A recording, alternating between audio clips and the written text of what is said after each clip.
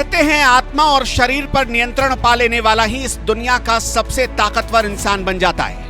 आज हम एक ऐसे इंसान से मिलेंगे जिसे भारी से भारी ठंड और बर्फ ना गला सकती है, ना भीषण गर्मी परेशान कर सकती है, ना भारी बारिश ना जलजला डरा सकते हैं और ना ही तेज भूकंप उसके इरादों को हिला सकता है। 12,000 फीट की ऊंचाई पर शिव और शक्ति की साधना में लीन एक बाबा जो 12 महीने केदारनाथ घाटी की सेवा में रत रहते हैं।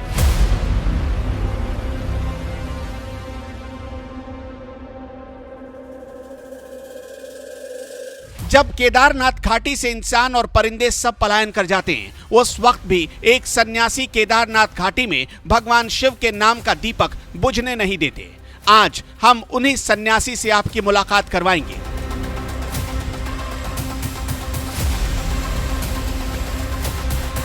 ठंड का मौसम, 12,000 फीट की ऊंचाई और तापमान -10 डिग्री सेल्सियस, लेकिन शरीर पर एक हल्का सा कपड़ा जहां इंसान का जिंदा रहना नामुमकिन सा है। एक परिंदे से भी भेंट होना असंभव जैसा है। सांस लेना तक मुश्किल है। पल पल हाइपोथर्मिया का खतरा है और चारों तरफ बर्फ ही बर्फ बिखरी है। उस वक्त भी बर्फ के सीने पर तपस्या में लीन इन सन्यासी का नाम है बर्फानी बाबा, ललित महाराज उर्फ बर्फानी बाबा। उम्र 35 साल। इस उम्र में उनके ऊपर ना तो बर्फ और ठंड से असर पड़ता है और ना ही ऊंचाई पर अटकने वाली सांस उन्हें परेशान कर पाती। वो हैं तो इंसान, लेकिन बर्फ से जैसे गहरी दोस्ती है।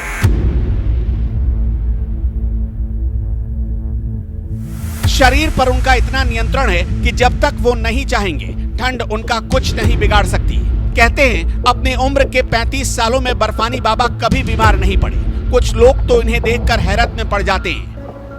दरअसल मेरा उद्देश्य कभी ये रहा नहीं कि हमें संन्यास लेना, और हम सीधे से देखते हैं हिमालय में एक पंछी मोनाल पाया जाता है। इसी की एक विस्तृत या कहें कि इसकी विकसित प्रजाति जो है मोर है, जो मोनाल से बहुत अधिक मिलती जुलती है। तो मोर के आप पंख देखते हैं, कभी भी उनमें रंग नहीं करना पड़ता। मोर के पंखों जितना आकर्षक कोई भी पदार्थ इस धरती पे मुझे तो नहीं लगता, जो उतना रंगीन और उस तरीके से जो आकर्षक होता है वो पर्याप्त मात्रा में हमारे सामने उपलब्ध होता है। तो वो प्राकृतिक होता है। इसी प्रकार से हमारी जो एक साधनात्मक जो हमारे संस्कार हैं वो कई जन्म जन्मांतर के हैं, हुए हैं, आते रहे हैं। क्योंकि उदाहरण के लिए स्वामी विवेकानंद जी को ही देख लीजिए, उनके बहुत सारे उनके गुरुदेव के शिष्य थे जो 50-50 साल अपने गुरु की सेवा में रहे, लेकिन शायद वो उस मुकाम को हासिल नहीं कर सके। उनके अंदर वो योग्यता विकसित नहीं हो पाई थी, उनके अंदर वो पात्रता नहीं थी। तो परमात्मा की कृपा से वह किसी किसी को प्राप्त होता है, और हमारा कार्य है कि उसका संरक्षण करना, उसका संवर्धन करना। और हिमालय प्राचीन काल से योगिनाम आश्रयार्थम हिमालय ही केवलम, यानी कि प्राचीन काल में योगियों का आश्रय केवल हिमालय ही था। हिमालय दिव्य, पवित्र और उस परम आनंद को देने वाला है। जीवन क्षणभंगुर है। हम देखते हैं कि बड़े बड़े लोग चले जाते हैं, कुछ कर नहीं पाते। तो यह हम अनुभव भी कर सकते हैं। यात्रा काल में बहुत सारी ऐसी असुविधाएं, मतलब ऐसी स्थितियां पैदा हो जाती हैं कि व्यक्ति उस परम धाम को पा जाता है। लोग तो कहते हैं कि यहाँ इतनी मृत्यु हो गई, हम ये कहते हैं कि सिर्फ परम धाम को चला गया। इसका मूल रूप से अल्मोड़ा जिले के रहने वाले बर्फानी बाबा उर्फ ललित महाराज बचपन में ही घर बार छोड़कर आध्यात्म की राह पर निकल पड़े थे। साल 2013 में जब केदारनाथ आपदा आई तो केदारनाथ धाम का नजारा देखकर दुखी हो गए और तभी मन में ठान लिया कि अब कहीं नहीं जाना। फिर तो वो 365 दिन यहीं रहकर महादेव और साधु संतों की सेवा करते हैं। साल 2013 में आपदा के वक्त मंदाकिनी नदी भयंकर गुस्से में थी। उसके उग्र रूप ने हिमालय के एक बड़े हिस्से को तबाही में धकेल दिया। इस आपदा में सैकड़ों लोगों को अपनी जान से हाथ धोना पड़ा। बस एक घटना ने ललित महाराज उर्फ बर्फानी बाबा को केदारनाथ धाम का स्थायी निवासी बना दिया। इस घटना ने हिमालय के प्रति उनकी रुचि बढ़ा दी और फिर यहीं से विशाल हिमालय को समझने के लिए वो निकल पड़े, हिमालय को जानने, एक सन्यासी की तरह। वर्ष 2013 में लगभग बहुत सारे लोगों को शारीरिक नुकसान उठाना पड़ा, यानी कि उनका शरीर छूट गया। संख्या कितनी थी हमको नहीं पता, लेकिन एक भी जो हम देखते हैं भारतवर्ष में अनेक जगह प्रेत आत्माएं हैं, वो देखी जाती है, उनका प्रभाव देखा जाता है। केदारनाथ में हमने कभी नहीं सुना कि किसी को कुछ इस तरह की दैवी बाधा उत्पन्न हुई हो, क्योंकि यह मोक्ष का वह परम धाम है, ये निर्वाण की पराकाष्ठा की भूमि है कि जहाँ से, और हम तो उसको एक हास्यात्मक रूप में कहते हैं कि भौगोलिक रूप से ऊंचा है धरती में और यहाँ से ऊपर जाने का रास्ता नज़दीक है। यह व्यंग्यात्मक भी है और यथार्थ भी है।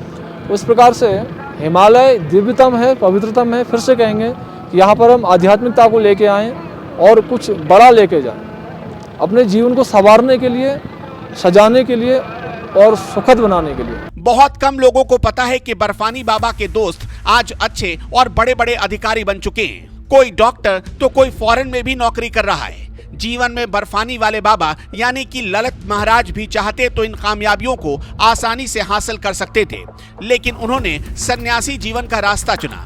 वो परमात्मा का अस्तित्व परमात्मा ही बचाते हैं। हम सब जीव तो भगवान के यहाँ भी कुछ चढ़ाते हैं तो कुछ मांग लेते हैं, तो लेकिन परमात्मा सबका ध्यान रखते हैं, सबका संवर्धन करते हैं, सबका संरक्षण करते हैं। तो वर्ष 2013 में हम सब लोगों के द्वारा जो भी प्रकृति को क्षोभ पहुंचाया गया, जो भी इस तरीके की चीज़ें, वस्तु, स्थिति, क्रियाकलाप हम सबके द्वारा हुई, तो परमात्मा उसका शुद्धिकरण करते हैं। हिमालय में कोई दिन ऐसा नहीं है जिस दिन बर्फबारी ना हो। बर्फ़ से हिमालय नित्य नूतन हो जाता है, नित्य नवीनता आती है, उसमें पवित्रता बन आ जाती है, दिव्यता आ जाती है। तो बस हम सबको सुधार देने के लिए, और प्रलय शब्द का जो वास्तविक अर्थ है प्रकृष्ट करके लय हो जाना, तो भगवान हम सबको मनुष्य देह इसलिए देते हैं कि हम इस देह में चिंतन कर सकें, क्योंकि भोजन, परिवार का विस्तार इत्यादि सारी क्रियाकलापें तो हम सभी योनियों में कर ही रहे थे। तो इस जो हमारा मस्तिष्क के ऊपर केवल इसी शरीर में है कि सबसे ऊपर हमारा मस्तिष्क है, अन्यत्र सभी शरीरों में, चाहे शेर, बाघ, गाय, कुत्ता इत्यादि, तो गौ तो हमारी माता है, लेकिन अन्यत्र जो जानवर है, जो पशु योनि में जो जी रहे हैं, तो सभी का मस्तिष्क और मलद्वार एक सीध में है। लेकिन मनुष्य का मस्तिष्क सबसे ऊपर है कि वो चिंतन कर सके, विचार कर सके कि यह मनुष्य शरीर में क्यों मिला है।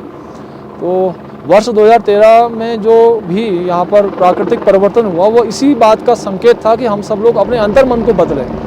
हिमालय और बर्फानी बाबा की पक्की यारी है। यहाँ की हवाओं को भांप कर बाबा बता सकते हैं कि कहां कौन सी दिशा में हिमालय पर किस तरह की गतिविधि हो रही है। हिमालय की नब्ज समझने वाले बर्फानी बाबा इन दिनों परेशान और चिंतित हैं, क्योंकि उन्हें हिमालय का अस्तित्व खतरे में दिख रहा है।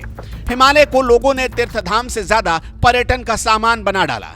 बेतहाशा विकास से हिमालय पर एक अदृश्य संकट छाया हुआ है, इसलिए बर्फानी बाबा लोगों को आगाह कर रहे हैं। हिमालय हमको सब कुछ देता है। हिमालय हमको हमारे पश्चिमी भारत तक को सींचने की क्षमता रखता है। माँ गंगा का प्रादुर्भाव इस हिमालय से होता है। माँ कालिंदी यहाँ से निकलती है, जो दिल्ली तक अनेक उद्योग और कारखानों को पुष्ट और समृद्ध करती हैं। जो हिमालय हमारी आध्यात्मिक संस्कृति का पोषक होने के साथ साथ हमारी आर्थिकी का भी बड़ा संवर्धक है। इसलिए हम सबका परम कर्तव्य है कि यहाँ की दिव्यता और भव्यता को बनाए रखें। और हम किसी भी तीर्थ का संरक्षण वहाँ पर पर्यटनात्मक गतिविधियों से नहीं कर सकते, क्योंकि आध्यात्म हमको त्याग, वैराग्य और मोक्ष की तरफ अग्रसर करता है। तो जहाँ पर हम बहिर्मुखता से विमुख होकर अंतर्मुख होने का प्रयास करते हैं, इस तरीके से अगर हिमालय की व्यवस्थाएं हमारी होंगी, हम यहाँ पर पर्यटनात्मक गतिविधियों का, उन शब्दों का, उन चीज़ों का प्रयोग न करते हुए आध्यात्मिक और सांस्कृतिक करेंगे, तो शायद हमारी आने वाली पीढ़ी बहुत कुछ सीख पाएगी, जो आजकल ये अत्याधुनिक जो जीवन जी रही है। तो और उन सभी इसी क्रम में मैं एक यूट्यूबर्स से भी सलाह उनको दे देता हूँ कि हम जो भी यहाँ पर बनाते हैं वीडियो इत्यादि, वो अध्यात्म पर बनाएं, तो 10 साल बाद भी आपको सुना और देखा जाएगा, जो आपके लिए भी लाभदायक है। ज़रूरी नहीं है कि आप केवल अपना व्यावसायिक चैनल ही यूट्यूब की तरह चलाना चाहते हैं। हो सकता है कि आप अपनी स्मृतियों को भी सजोना चाहते हैं, तो हम अपनी आध्यात्मिक स्मृतियों को सजोएं, इस तरीके से सजोएं कि हमारे 50 साल बाद आने वाली पीढ़ी, हमारे बच्चे भी अगर हमें देखें तो उसको देख के उन्हें आध्यात्मिक स्मृति हो आए। तो अगर इस प्रकार हम यहाँ के प्रति दृष्टिकोण रखेंगे, तो हम सब भी सुरक्षित रहेंगे, हमारा हिमालय भी सुरक्षित रहेगा। हम केवल उसको एक ब्लॉग के रूप में न बनाएं, हम एक आध्यात्मिक प्रेरणास्पद कहानी हिमालय में आके हर कोई जो भी वो वीडियो बनाता है किसी भी माध्यम से, उस सबसे निवेदन है, यह उसके लिए सृजनात्मक होगा, हम सब के लिए सहयोगात्मक होगा। हिमालय बचाने के लिए क्या करना होगा? उनके पास पूरा फुल प्रूफ प्लान तैयार है।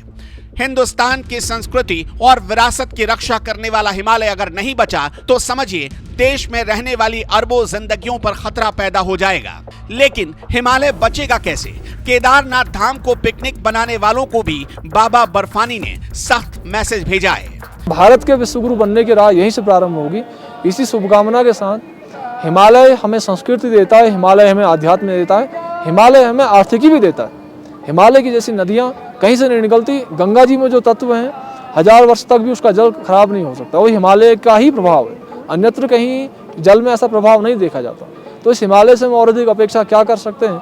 बुद्धिजीवी वर्ग उस पर विचार करे। केदारनाथ धाम का मंदिर अद्भुत इंजीनियरिंग का नमूना है। सोच कर देखिए, हजारों साल पहले इतने विशाल पत्थरों को कैसे एक मंदिर का नक्शा दिया गया होगा, वो भी 12,000 फीट की ऊंचाई पर, जहां सांस लेना भी मुश्किल है। लेकिन ताज्जुब की बात यह है कि कुछ 100 साल पहले तैयार हुआ ताजमहल दुनिया का 7वां अजूबा है और केदारनाथ धाम के मंदिर का कहीं नाम भी नहीं आता।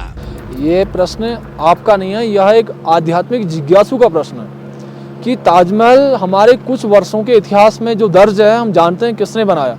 केदार बाबा के मंदिर का यथावत कोई लिखित प्रमाण नहीं है, कोई चित्रकारिता उस संबंध में नहीं है कि किसने बनाया। हम उसकी कल्पना मात्र कर सकते हैं, उस भगवान का ध्यान करके उसका हम